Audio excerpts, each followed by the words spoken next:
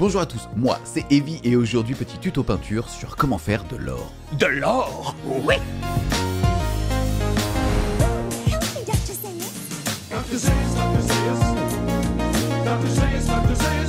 Quoi de mieux que de prétexter la sortie du sanguineur et de la garde sanguinienne pour travailler ensemble de l'or en TMM pour True Metallic Metal. Puisque oui, il existe au moins deux façons de travailler les métalliques, le TMM en utilisant des pigments avec des paillettes, c'est-à-dire des pigments métalliques, ou alors le NMM pour non-métallic metal, où vous allez tout simplement avec un jeu de contraste mais des pigments mat, ou en tout cas qui ne réfléchissent pas la lumière, pouvoir entre guillemets mindfuck votre cerveau et lui faire croire avec des jeux d'opposition, donc de contraste, qu'il y a des reflets qui vont être positionnés de façon statique sur un angle pour que celui-ci pense qu'on est alors sur des métaux. C'était clair ou c'était peut-être un peu... J'ai rien compris. En tout cas dans cette vidéo qui est à destination des débutants, obtenir un résultat relativement satisfaisant, applicable principalement à l'aéro, mais vous allez voir qu'on n'oublie pas ceux qui sont au pinceau en expliquant pas mal de notions, notamment au niveau de la dilution et surtout de l'intérêt d'utiliser parfois des diluants, mais surtout du médium. Avant de sortir la pinceau, la peinture ou l'aérographe, quelques petits rappels de base au niveau de la dilution, surtout quand on veut utiliser des pigments métalliques. Pour diluer une peinture, vous avez plein de façons de le faire, mais dans les grandes écoles, on va avoir du diluant, c'est-à-dire un liquide qui a vocation à tout simplement augmenter la liquidité de votre peinture et qui peut avoir des propriétés chimiques qui vont tout simplement mieux se mêler avec des pigments pour ainsi faire un mélange plus homogène. Ceux-ci peuvent après être modifiés au niveau de leur chimie, par exemple pour qu'à l'état de pulser, il s'évapore plus vite pour ainsi avoir une meilleure adhérence au niveau de sa peinture sur une matière. Vous pouvez aussi utiliser de l'eau pour obtenir le meilleur résultat, mais là ça sera plus à destination des pigments non métalliques. Le risque en l'appliquant sur ces pigments métalliques, c'est tout simplement le fait que vous allez noyer votre peinture et que vos pigments métalliques vont tout simplement flotter à l'intérieur de ceux-ci et n'auront pas une densité suffisante pour couvrir votre support. Le deuxième outil dont vous allez disposer, surtout pour la partie métallique, c'est l'utilisation de médium. Il ne faut surtout pas confondre le médium et le diluant. Le médium peut certes diluer, mais va avoir des propriétés chimiques, notamment souvent avec un retardateur intégré pour obtenir un mélange un petit peu plus visqueux qui dans les faits diluera beaucoup mieux vos pigments métalliques. On se souviendra donc que si vous voulez diluer de la peinture standard, alors ça sera du diluant. Pour diluer de la peinture métallique, alors ça sera du médium. Vous verrez que vous obtiendrez beaucoup moins ce symptôme de peinture noyée avec vos pigments qui flottent comme ça mais qui ne couvrent rien. Et surtout, même si jamais vous voulez utiliser du médium, donc avec un retardateur intégré sur d'autres peintures, vous pourrez obtenir des effets de style comme par exemple vos propres shades ou contrastes. Dans cette vidéo, on va donc aborder la peinture du sanguinor avec des pigments métalliques. On va principalement utiliser des peintures Game Workshop pour leur accessibilité et aussi puisque vous allez voir qu'avec entre 4 et 5 pots de peinture, on peut vraiment avoir un résultat très satisfaisant. Avant de se lancer, je vais rappeler aussi comment est-ce qu'on peut travailler une couleur, c'est-à-dire la dégrader. Il existe au-delà des différentes notions de teinte, de dégradé, aussi des effets de matière qu'on ne verra pas trop aujourd'hui, même si vous allez le voir, on va justement jouer avec cette notion de transparence et surtout de réfléchissement de la lumière pour parfois casser ça et ainsi créer des contrastes beaucoup plus forts, même avec ce qu'on appelle du TMM pour True Metallic Metal, c'est-à-dire des vrais pigments qui vont réfléchir la lumière. Quand on fait un dégradé, on a souvent tendance à utiliser sa couleur neutre, c'est-à-dire sa couleur principale, l'éclaircir d'un côté et l'assombrir de l'autre. Avec des pigments métalliques, on peut aussi tout simplement le faire. En prenant une méthode standard, on pourrait par exemple prendre comme couleur principale, hop, un petit rétributeur gold qui est un or légèrement orangé. Ensuite, on pourrait l'éclaircir avec du libérator ou alors un or jaune un petit peu plus clair. Et enfin, l'ombrer avec tout simplement l'équivalent d'un bronze. Tout comme si on voudrait par exemple travailler un rouge, on aurait rouge, orange et par exemple violet pour l'ombrer. Ça nous permettrait de respecter un protocole standard. Ici sur l'or, surtout au niveau du True Metallic Metal, c'est-à-dire des pigments qui vont réfléchir la lumière, on va aussi pouvoir se servir d'autres couleurs pour venir, notamment au moment de l'ombrage ou même au moment de l'éclaircissement, mais en tout cas pas au niveau de la zone neutre, tout simplement utiliser des pigments non métalliques pour que la lumière s'accroche à cet endroit-là de façon statique et qu'on ne soit pas dépendant d'un angle de la lumière. Pour la méthode d'aujourd'hui, c'est exactement ce que je vais vous proposer. Je vais tout simplement utiliser une couleur médiane, ça sera tout simplement mon point de repère et ça sera le Rétributeur Armor. Ensuite, je viendrai l'éclaircir avec mon Liberator Armor qui va me permettre tout simplement au niveau des points de lumière d'avoir un or un petit peu plus jaune, voire un petit peu plus blanc. Et enfin, je ferai même des arêtes avec un mélange 50-50 d'aluminium, c'est-à-dire d'un argent très clair, avec le Liberator. En opposition pour l'ombrage, je partirai donc de mon Rétributeur pour aller directement en fait venir avec, alors ici vous le voyez en contraste, mais il ne va pas s'appliquer en contraste, c'est-à-dire il ne va pas s'appliquer comme une shade habituelle, c'est-à-dire je ne vais pas mettre des gouttes dans les creux. Je vais moi-même l'appliquer avec un bon niveau de dilution pour venir opacifier mon or et venir casser justement par effet de transparence l'aspect réfléchissant des pigments métalliques. On peut prendre ici deux exemples. Si on prend l'arrière de la figurine, on voit au niveau justement des ombres qu'on va avoir des reflets de noisettes et que ceux-ci ne réfléchissent plus du tout la lumière. Ou alors on peut jouer justement sur des galves un petit peu plus généreux comme cette partie là. On va voir avec le dégradé de marron des reflets un petit peu orangés justement qui vont venir encore une fois accentuer ce galbe, c'est-à-dire caricaturer ce volume. Si on analyse aussi au niveau du réfléchissement de la lumière, on peut voir notamment ici qu'on va avoir cette teinte de noisette qui vient accentuer le galbe par cette profondeur ici au niveau du pied, mais surtout que là on ne réfléchit plus du tout la lumière, mais qu'en opposition à ce qui va sembler être un petit peu cramé en tout cas là avec la caméra, c'est-à-dire là où on va prendre la lumière, justement un dégradé très fort, mais qui paraît naturel en tout cas pour le regard, puisque celui-ci est disposé sur des angles qui pour votre esprit sont naturels. On est donc ici finalement à mi-chemin entre un trou métallique métal et un MMM, même si on va pas jouer sur des oppositions de contraste fort sur des volumes précis, mais plutôt sur des volumes faciles, tout simplement pour aller choper la lumière là où ça va flatter la figurine. On passe donc à la première étape de la peinture sur sa figurine. Là moi je vais tout simplement la sous-coucher avec du rétributeur gold à l'aérographe. Je vais utiliser à peu près 50% de diluant sur 50% de peinture. C'est un petit peu le max qu'on a envie d'avoir quand on utilise des pigments métalliques à l'aérographe, ou normalement, en tout cas si on utilise des pigments qui ne sont pas métalliques, on est plutôt sur une dilution, 2 doses de diluant pour une dose de peinture, voire même un petit peu plus. En tout cas ici, vous pouvez voir au niveau de la réaction que pour une quantité de peinture et de diluant similaire à celle du médium, on va avoir ici justement ce syndrome où on voit les pigments qui vont venir flotter dans son mélange et celui-ci n'est pas du tout couvrant. Au contraire, cette texture est plutôt bonne si on utilise une peinture qui n'est pas métallique. Mais là, on va voir que justement, mes pigments vont tout simplement voler dans mon mélange et vont avoir aucun pouvoir de couvrement. Alors que du côté du médium, on a cette texture un petit peu visqueuse qui vont faire en sorte que la peinture, elle, va être fine, va être malléable, mais va garder ce pouvoir de couvrance. Avant de commencer la peinture, là, je voulais aussi vous montrer ce petit combo puisqu'il y a beaucoup de questions sur où est-ce qu'on doit mettre ces points de lumière. Là, j'utilise une sous-couche noire de la marque Game Workshop. Celle-ci est légèrement scintinée et en mettant un spot de lumière juste au-dessus, on voit directement les zones où je vais devoir placer mes lumières. C'est-à-dire au niveau, par exemple, de son plexus qui est juste ici, au niveau aussi des reflets des petits abdominaux. Ça fait que si là, je prendrai une photo, ça sera aussi ma feuille de route par rapport aux zones d'éclaircissement naturel. C'est parti, j'ai donc 50% de diluant et 50% de peinture directement dans mon aéro. Celui-ci est réglé à peu près à 2 bars puisque je veux tout simplement que mon aéro ne se bouge pas et donc je veux avoir une forme de latitude sur son utilisation. Et comme on est sur de la sous-couche, j'ai pas besoin d'être précis. Je vais donc appliquer une couche homogène de peinture. Petit tricks aussi, vous pouvez appliquer ça sur une sous-couche noire brillante et vous verrez que votre or sera encore plus flatteur.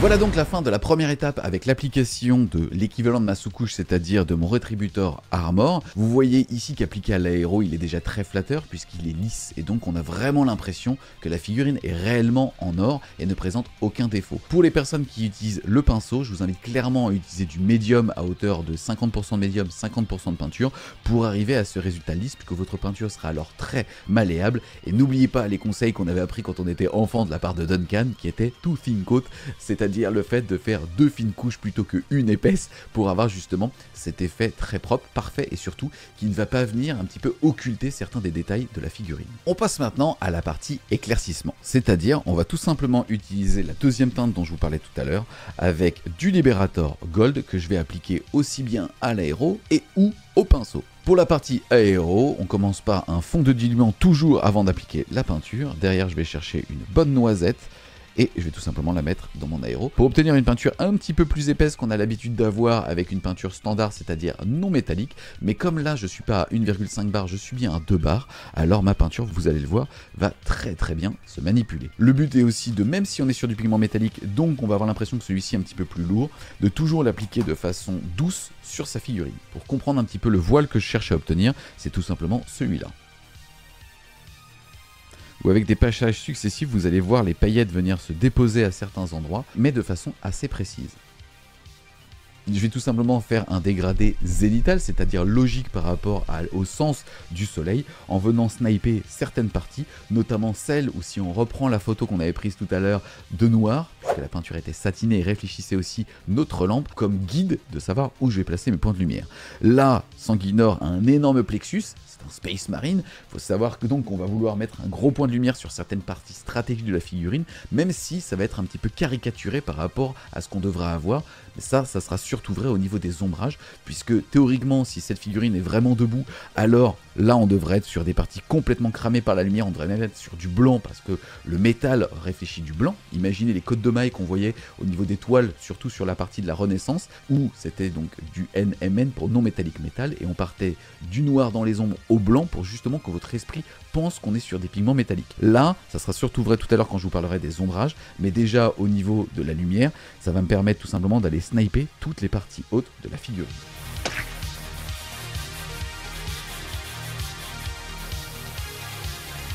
Là, on va pouvoir aussi se faire plaisir, c'est par exemple sur des parties très galbées comme le petit réacteur dorsal. Pour les personnes qui voudraient obtenir ce type de résultat sur leur éclaircissement, vous pouvez soit le faire au pinceau, mais ça va être assez exigeant et on va assez vite voir les défauts, notamment au niveau des passages de vos coups de pinceau. Ou alors vous allez pouvoir utiliser des pinceaux à brossage pour pouvoir le faire. Pour se faire, c'est très simple. Pour une petite noisette de peinture, on va venir tout simplement essouffler indirectement cette peinture sur son pinceau pour qu'il en reste un petit peu moins. Et on va venir tapoter à certains endroits. Là, on veut justement arriver à ce fameux point de lumière. On est entre des méthodes de slapshot et de brossage à sec pour venir tout doucement appliquer nos éclaircissements. Pour la prochaine étape, c'est-à-dire l'assombrissement, je vais tout simplement utiliser du contraste avec la teinte de Snakebit Leather, donc une teinte de cuir. L'intérêt du contraste, c'est que sur un premier passage, vous allez voir un voile marronné qui va donner une première teinte de noisette, voire en réaction avec la première couche de Retributor Gold d'orange. Et derrière, lors du deuxième, troisième passage, alors on aura une confirmation de cette teinte de noisette pour créer des vrais dégradés. Pour la partie aérographe, j'ai utilisé du diluant et du contraste. Vous voyez qu'en fait là mon mélange est parfaitement homogène, il est très clair, il va être très facile à utiliser et donc j'ai quasiment peu de chances de boucher mon aérographe. Ça va donc, en rappel à la vidéo sur la formation aéro que je remettrai en description pour les personnes qui ont besoin d'un petit rappel, qui est que comme ma peinture est très diluée, mon aéro ne va pas se boucher et donc je vais pouvoir énormément baisser ma pression pour gagner en précision et en débit de peinture. Pour illustrer mon exemple et surtout les teintes que je vais envoyer sur ma peinture, on va prendre tout simplement cette petite botte latérale. Et vous voyez que je commence à donner justement cette teinte légèrement marronnée, donc de noisette, au niveau de ma botte. En venant faire des passages successifs, vous allez voir qu'en plus de ça, le fait de ne pas utiliser de pigment métallique, je vais venir rendre moins brillante cette partie, et donc l'ombre va sembler à la fois plus intense, mais surtout plus précise. Par exemple, ici au niveau des pectoraux, je suis en train de souligner justement la partie basse. Ça viendra encore une fois casser la réflexion de la lumière pour créer un galbe beaucoup plus naturel et flatteur pour celle-ci. Deuxième démonstration sur le début de l'ombrage, tout simplement la partie arrière qui va être beaucoup plus flatteuse. Je vais pouvoir l'attaquer sur la partie latérale et aussi sur la partie profondeur.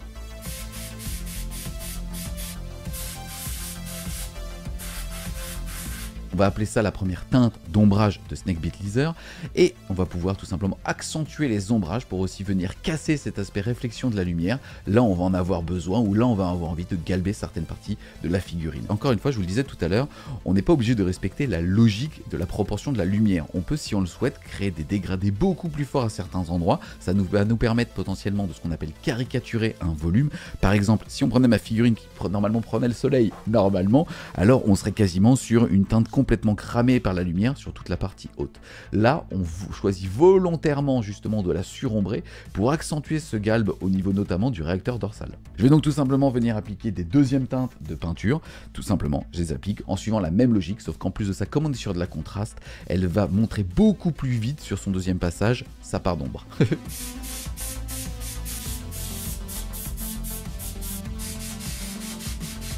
On passe maintenant à la partie un petit peu pinceau, soit pour les personnes qui n'avaient pas d'aéro et qui veulent arriver à cette étape-là, soit pour les personnes qui ont un aéro, mais on va aller chercher de la finition pour encore une fois contraster plus sa figurine, notamment dans les creux. J'ai donc 50% de médium, 50% de contraste sur mon pinceau, hop, je le mélange sur ma palette, et le but en fait est d'avoir une peinture qui va être malléable et qui je vais pouvoir justement manipuler par transparence. Ça va me permettre notamment d'aller chercher tous les petits creux qu'on a dans la figurine et vous allez voir qu'en appliquant ma peinture, je vais pouvoir étirer celle-ci et donc moi-même créer la densité de dégradé que je veux. Si par exemple je viens tapoter ici et augmenter mon nombre de pigments, même avec le médium, le retardateur intégré, ça va me permettre de gagner en latitude ou alors tout simplement en venant l'étirer, ça va me permettre de commencer à créer des dégradés. Je vais aussi chercher à flatter certaines parties, notamment les abdos ou les intercostaux. Pour les abdos, c'est très simple, je vais tout simplement venir entre mes volumes pour les séparer. Pour les intercostaux, c'est la même chose, je vais venir souligner l'interstice entre chacune petite côtelette, mais je viendrai aussi surdiluer ma peinture pour venir commencer à l'ombrer en plus du lining.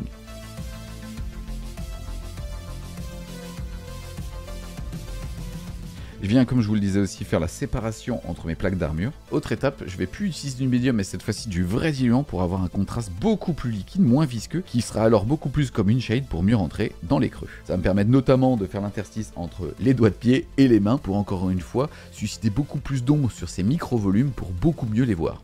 C'est intéressant, là vous avez vu que je suis venu moi-même déposer chaque petite gouttelette entre les doigts de pied. Je pourrais aussi utiliser par exemple du Séraphine Sepia ou un vrai shade beaucoup plus dilué, le balancer sur toute ma figurine et un petit peu soit à la manière d'un NML, soit tout simplement vraiment comme un shade à l'idée qu'a Game Workshop de le faire. Le problème c'est qu'en faisant ça, je vais déposer un voile sur ma figurine et je vais un petit peu rendre ma figurine trop sale, surtout si jamais je décide d'avoir un or propre. Là c'est le Sanguinor, il apparaît via une intervention miraculeuse, donc je veux qu'il reste immaculé et donc très propre. Je vais donc de façon très précise moi-même aller mettre justement mes points d'ombre entre mes orteils. J'oublie pas aussi de faire la séparation entre chacun de mes volumes à cette étape-là, c'est-à-dire du diluant et puis du médium, avec mon contraste. Et toujours avec ce mélange, je peux aussi venir casser encore une fois l'aspect réfléchissement de mes paillettes en venant dans certains endroits pour confirmer mon ombrage. C'est aussi ce que j'aurais pu faire si je n'avais pas eu d'aéro pour venir justement le faire. Là vous voyez en tout cas qu'on commence à avoir un résultat très satisfaisant au niveau de l'or, que la lumière ne vient s'accrocher que dans les parties qui sont censées le faire, puisque les parties basses, même si je retourne ma figurine, vous voyez en fait justement ne réfléchissent quasiment plus la lumière. Et ça donne l'illusion qu'au moment où on réfléchit la lumière, qu'en opposition à où là ça ne le fait pas,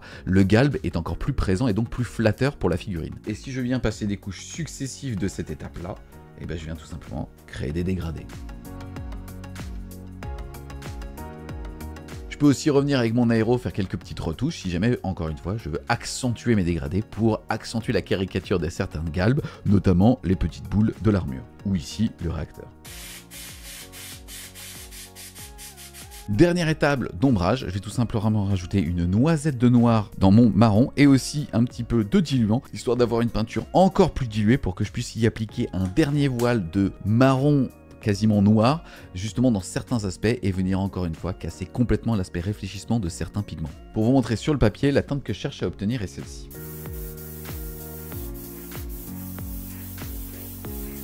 Et au-delà d'ombrer ma figurine, ça va aussi lui donner un aspect un petit peu patiné à mon or.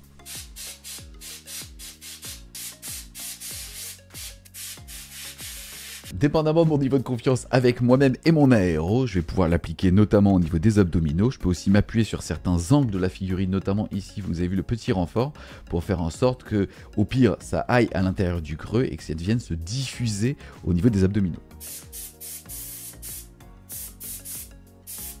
Très intéressante sur cette partie là du mollet puisqu'on voit vraiment toutes les teintes que j'ai utilisées, c'est-à-dire qu'on voit entre guillemets le noir en dessous, on devine ensuite le snake bead qui était un petit peu cramé parce qu'il y a eu un passage successif de teintes et on voit cet aspect un petit peu noisette qui remonte au niveau justement du reflet et derrière on voit l'or entre guillemets jaune patiné du Liberator Gold. À l'aspect inverse, ici je suis en train justement d'ombrer ma partie noisette pour encore une fois créer un galbe plus fort et plus flatteur sur ce volume là.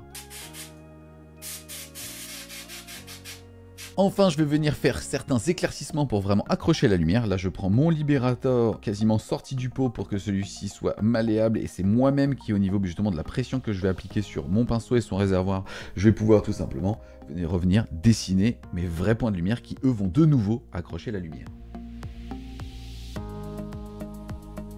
Même chose sur chaque partie que j'ai envie de flatter, notamment les abdominaux.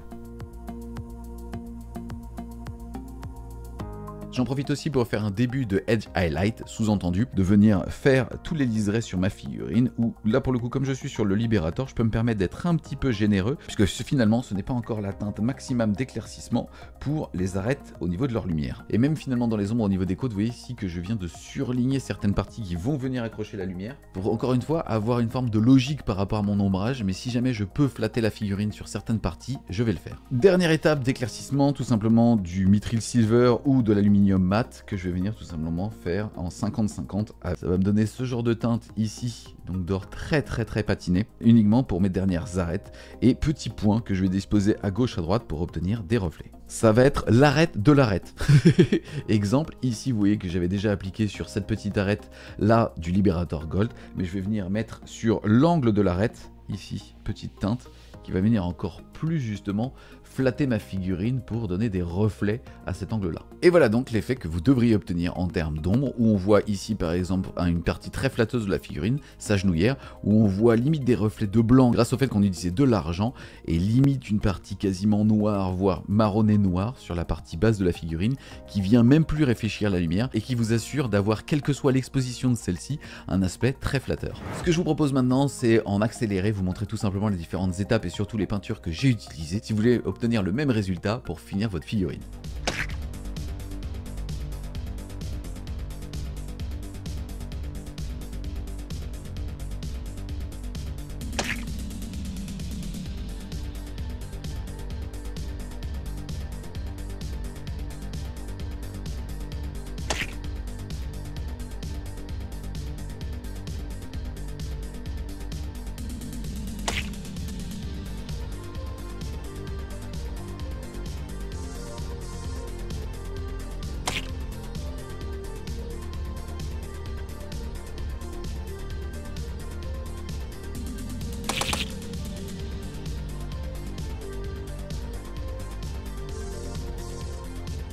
Coup de vernis brillant parce que ça fait plaisir.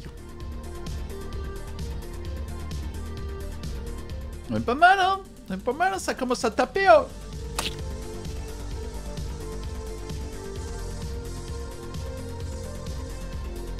J'en ai donc fini avec ce petit tuto sur l'or en trou métallique métal. Si cette vidéo vous a plu et que vous voulez en voir d'autres sur la chaîne de ce type, n'hésitez pas à mettre un gros pouce bleu dessus, à la commenter, à la partager. Si vous voulez supporter French Game Show, n'hésitez pas à aller faire un tour sur son Tipeee, le lien sera en description. Et moi je vous dis à plus les Wargamers. Allez, salut.